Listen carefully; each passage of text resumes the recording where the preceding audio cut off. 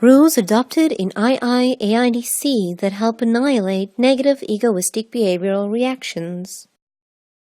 In such centers, it can be said that it takes place the cultivation of intellectual altruistic relationships, and through your answer, I realize that this vital desire comes from within each participant, and there are some other external mechanisms that guide and do not allow for selfish tendencies to appear.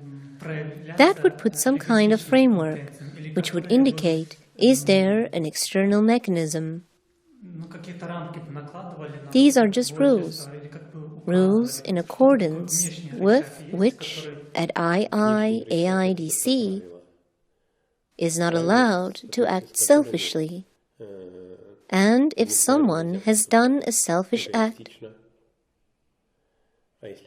then it is necessary to find ways to convert this act, this situation, into human situation, to correct it. The rules that we have developed help to ensure that people who are present at IIAIDC know what is human, what is permissible, and what is some manifestation of predation of our animal nature. That is all what takes us away from those variants of human future to which we aspire. So, there are rules, regulations, in accordance with which people behave in a manner that is required, because without it, a person would not be able to reference to something, and it was necessary to indicate to people as to what is bad, what is good, what is acceptable, and what is not. And exactly such moments everyone tracks in their own choices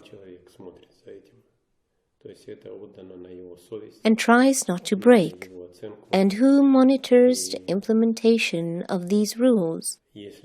And what will happen if rules are broken?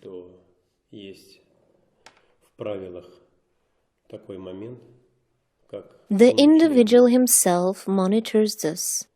It is given for judgment to his conscience, to his assessment. If such manifestations occur, then there is such thing as sunny days, prescribed in these rules. An individual gets to choose when he cannot correct the positive dynamics of such of his negative choices, sayings, actions, into a positive direction.